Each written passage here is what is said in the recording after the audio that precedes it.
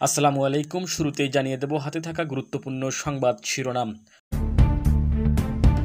গাজায় লাগামহীন ইসরায়েলি হামলা, নিহত 53,600 সই সই।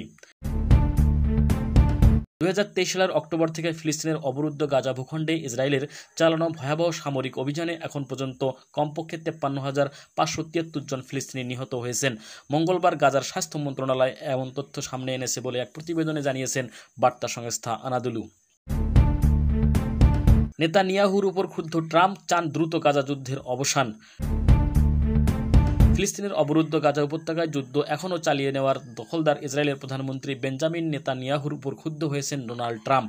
তিনি তার সহযোগীদের জানিয়েছেন নেতানিয়াহুকে যেন বলা হয় তিনি যেন দ্রুতই এ যুদ্ধ বন্ধ করেন। মার্কিন প্রেসিডেন্টের দপ্তর হোয়াইট হাউসের দুজন কর্মকর্তার বরাতে মঙ্গলবার এ তথ্য জানিয়েছেন সংবাদ মাধ্যম এক্সিও নিউজ। এদিকে যুক্তরাষ্ট্রের সঙ্গে পরমাণু চুক্তিতে পৌঁছানো নিয়ে সংশয় খামেনির।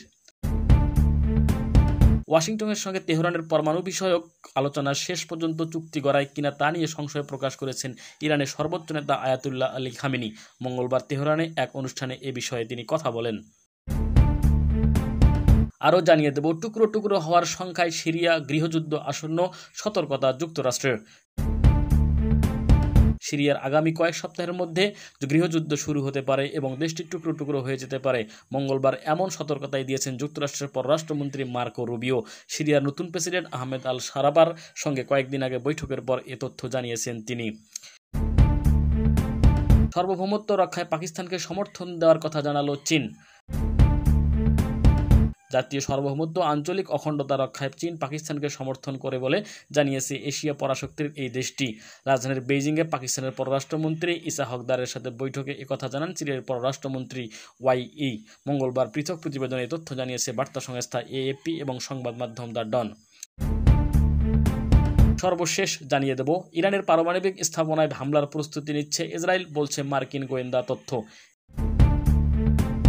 ইরানের পারমাণবিক স্থাপনাগুলোতে হামলার প্রস্তুতি নিচ্ছে ইসরায়েল। যুক্তরাষ্ট্রের গোয়েন্দা সংস্থাগুলোর নতুন তথ্য বিষয়টি সামনে এসেছে। নাম প্রকাশে অনিচ্ছুক একাধিক মার্কিন কর্মকর্তার বরাত দিয়ে মার্কিন সংবাদ মাধ্যম CNN এই খবর জানিয়েছে। তবে এই প্রতিবেদনের বিষয়ে কোনো মন্তব্য করেনি ইসরায়েল।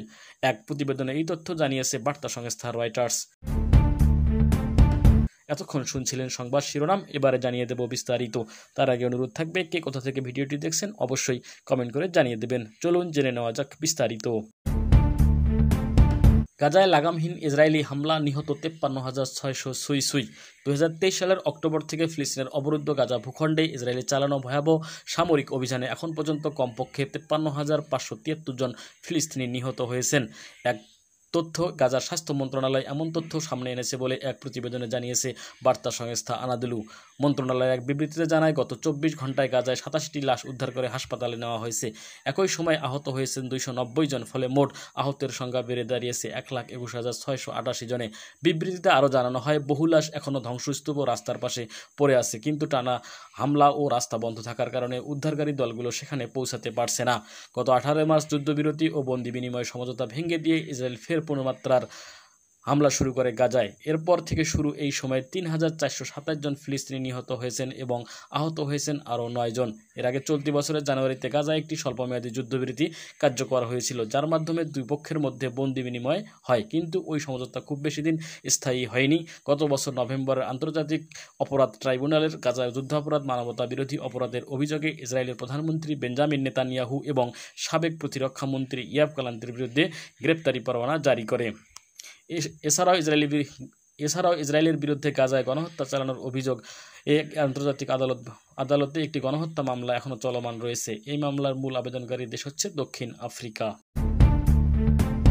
জাতীয় সার্বভৌমত্ব এবং আঞ্চলিক অখণ্ডতা রক্ষায় চীন পাকিস্তানকে সমর্থন করে বলে জানিয়েছেন এশিয়া পরাশক্তির এই দেশটি। রাজধানীর বেইজিংয়ে পাকিস্তানের পররাষ্ট্রমন্ত্রী ইসহাক দারের সাথে বৈঠকে কথা জানান চীনের পররাষ্ট্রমন্ত্রী ওয়াং। এক প্রতিবেদনে এই তথ্য জানিয়েছেন বার্তা সংস্থা এএফপি এবং সংবাদ মাধ্যম দ্য ডন। প্রতিবেদনে বলা হয়েছে, পাকিস্তান ও ভারতের মধ্যে সাম্প্রতিক সীমান্ত উত্তেজনার পর চীন জানিয়েছে যে পাকিস্তানের জাতীয় সার্বভৌমত্ব ও ভৌগোলিক অখণ্ডতা রক্ষায় তারা দৃঢ়ভাবে দেশটির পাশে রয়েছে। মঙ্গলবার বেইজিংয়ে দুই দেশের পররাষ্ট্রমন্ত্রীদের বৈঠকে চীন এই বার্তা দেয়। চীনের পররাষ্ট্রমন্ত্রী ওয়াং ই বলেন, পাকিস্তান ও ভারতের মধ্যে উত্তেজনার মধ্যে তারা সংলাপ ও শান্তিপূর্ণভাবে মতপার্থক্য মেটানোর উদ্যোগকে স্বাগত জানায়। বেইজিং সফরে থাকা পাকিস্তানের উপপ্রধানমন্ত্রী ও পররাষ্ট্রমন্ত্রী ইসহাকদারের সঙ্গে বৈঠকে এ মন্তব্য করেন ওয়াং। চীনের পররাষ্ট্র মন্ত্রণালয় এক বিবৃতিতে জানায়, পাকিস্তান হচ্ছে চীনের অত্যন্ত বিশ্বাসযোগ্য, দৃঢ়, নির্ভরযোগ্য বন্ধু এবং দুই দেশের সব পরিস্থিতিতে কৌশলগত সহযোগিতা আরও গভীরভাবে করা হবে। এদিকে পাকিস্তানের সার্বভৌমত্ব ও ভৌগোলিক অখণ্ডতার প্রতি আকুণ্ঠ সমর্থন জানানোর জন্য বৈঠকে ইসহাকদার চীনকে ধন্যবাদ জানান। পাকিস্তানের পররাষ্ট্র মন্ত্রণালয় জানায়, দুই দেশের মধ্যে দক্ষিণ এশিয়ার সম্প্রতি পরিস্থিতি, চীন পাকিস্তানের সম্পর্কের ভবিষ্যৎ রূপরেখা এবং চীন পাকিস্তানের অর্থনৈতিক করিডোর প্রকল্পের দ্বিতীয় ধাপ নিয়ে গভীর আলোচনা হয়েছে। বিবৃতিতে বলা হয়, আঞ্চলিক শান্তি, উন্নয়ন ও স্থিরতা বজায় রাখতে পারস্পরিক সহযোগিতা অব্যাহত রাখার প্রতিশ্রুতি দিয়েছে দুই দেশের নেতৃত্ব।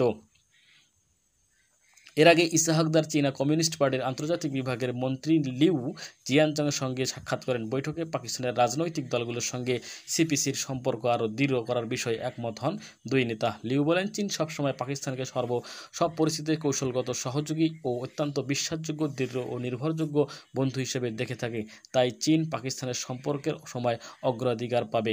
ইসহাকদার সম্প্রতি চীন পররাষ্ট্রমন্ত্রীর আমন্ত্রণে 3 দিনের সরকারি সফরে বেইজিং পৌঁছান। সফরটি এমন এক সময় হলো যখন ভারত ও পাকিস্তানের মধ্যে পেহেলগাম হামলার জেরে কয়েকদিন রক্তক্ষয়ী সংঘর্ষ হয়েছে এবং যুদ্ধবিরতির পরেও পরিস্থিতি থমথমে রয়েছে।